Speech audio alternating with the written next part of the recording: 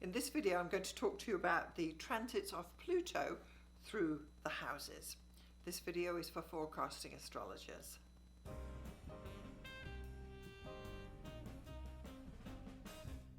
So the transits are the actual planets that are moving up there right now, where they're moving and which signs they're in and so on. And when you start to work with transits, you start from the outer planets inwards. So that's why we're looking at Pluto first. Pluto is one of the slower moving planets that we deal with in astrology. Pluto takes around 240 odd years to go around the sun. It's a huge orbit. And what this really means is that because Pluto is moving so slowly, it can only pass through several of the houses of your chart within your lifetime. If you plan to live to be 100, and who doesn't, Pluto will only be able to get round to a maximum of half of your chart during your lifetime, so there will only be several houses that Pluto is going to pass through. Now, Pluto spends different amounts of time in each of the signs, and I'm talking about the signs first, even though we are dealing with transits of the houses, because I'd like you to understand the difference that the speed makes for its length of time in each houses. And I do have a list here. I'm just going to read from this for you. So Pluto was in Leo from 1939 to 1956. Then it entered Virgo. Now I'm talking here of the first ingress to Virgo that it has done for the last 240 years. I do accept that once Pluto has entered Virgo, it would have then retrograded back into Leo and maybe even twice done that, and then it would have trotted all the way through Virgo, and when it got to Libra, it would have again gone into Libra, come out, gone into Libra, come out. So I'm only really giving you the dates of the very first ingress of the planet into the new sign, just to give us some idea of how long Pluto actually stays in each of the signs. So Pluto spent 17 years in Leo. Then Pluto entered Virgo in 1956 to 1971, and it was 15 years in Virgo.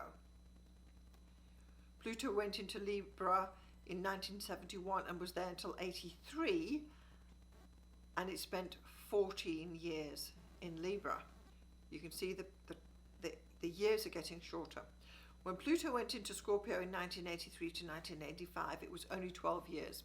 So Scorpio is the sign that Pluto is swiftest through, and there's a reason for this. We're going to talk about it in a moment. So because Pluto was only in Scorpio for 12 years, there are fewer people with Pluto in Scorpio. Then Pluto was in Sagittarius from 95 to 2008, which was 13 years, so more than Scorpio.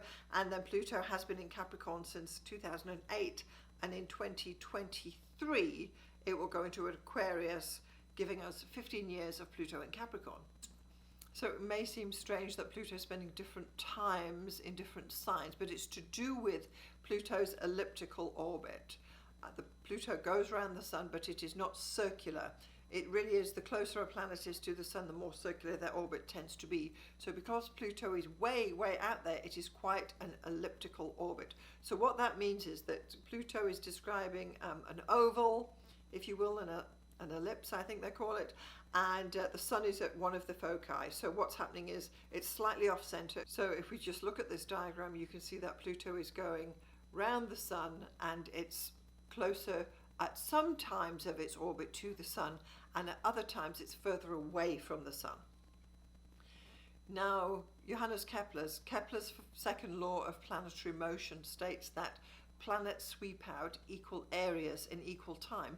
So what this means is, if you look again at the shaded area, as Pluto was closer to the sun, it went swiftly through Scorpio. That was only the 12 years we said, but the area that it swept out, measured there, that triangular with a like wedge from the sun, is equal to the same area on the other side, the thinner piece. So when Pluto went through Taurus, it was way slower.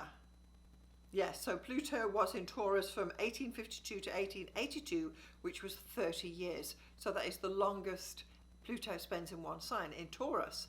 And the shortest is the opposite sign, which is Scorpio, of 12 years.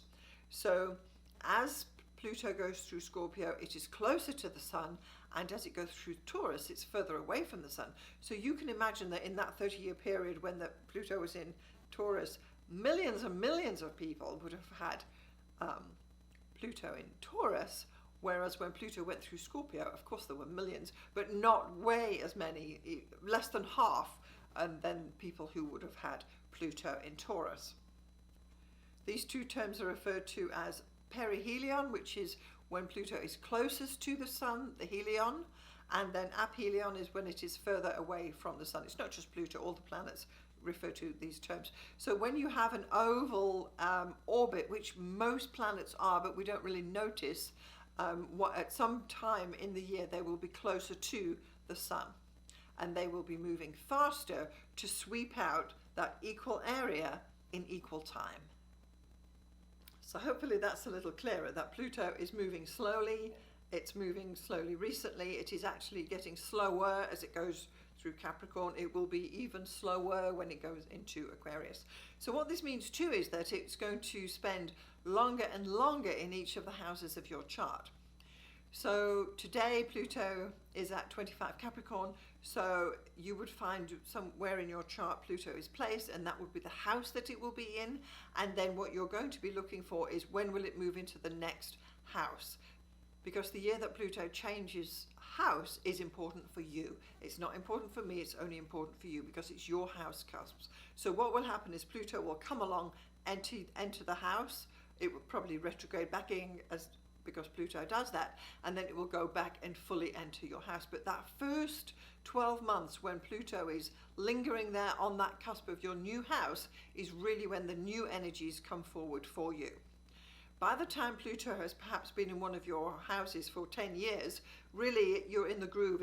It becomes almost like background noise, the actual effect of Pluto going through these houses. So what we're saying is that today Pluto is going to be in one particular house, but in the future it will move into another house, and then probably another house and another house. But really it's probably only going to do at the most 4 or 5 houses in your lifetime because it takes so long to go around the Sun. So I've created a handy little sheet here which I'll show you. You would use this handy download to capture the date when Pluto is going to enter your new house. You need to find that out from the ephemeris. I don't know what those dates are going to be, but you will actually then write the date down so that you can say, oh, it's going to be changing house for me later on, and I'm looking for this sort of change in trends. So for example, for myself at the moment, I have Pluto in the 6th house. It's been there for over 12 years. Yes, it's a long time. A lot of work has gone down during that period.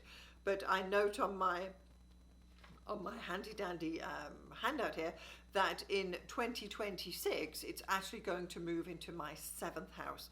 Now that's what, 6 years? No, 5 years away.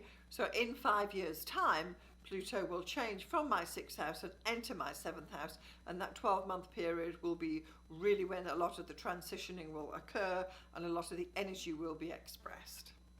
So as the planet crosses the cusps, lingers and retrogrades back and forth, it will eventually move in, and that's the important thing you're looking for. So if you're considering doing client work or you're doing readings for yourself, you want to pay attention to that time. So for me, I'll be looking to 2026 for that Pluto shift, whereas at the moment I've got Pluto in the 6th house. It's been there for years. It is very much I want to say background noise for me at the moment. So that's the one way of dealing with Pluto, when it's actually entering and changing through the houses.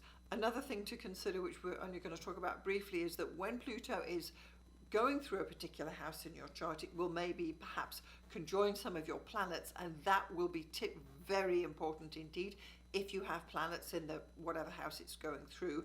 And the next conjunction that Pluto is going to make will be important for you.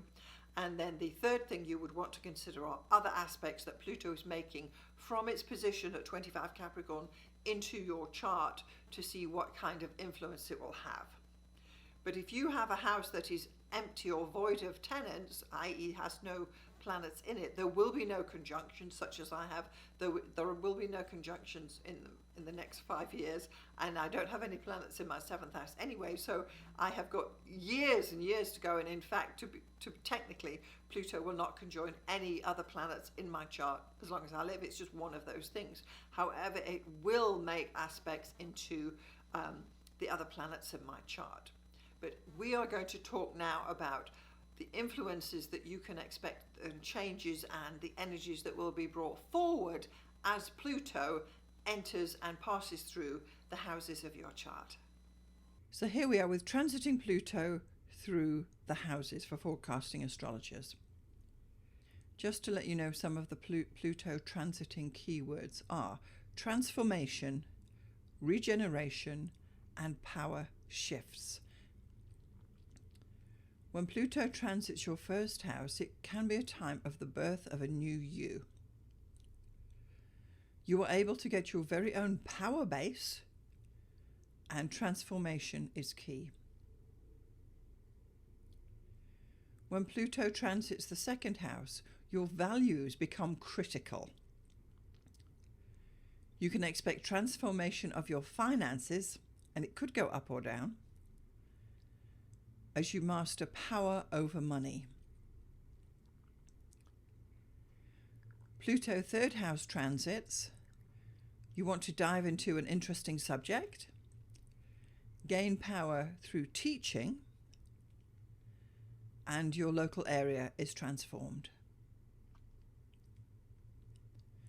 Pluto fourth house transits is a time to purge the clutter in your house, renovate at home, and the urge for a private life.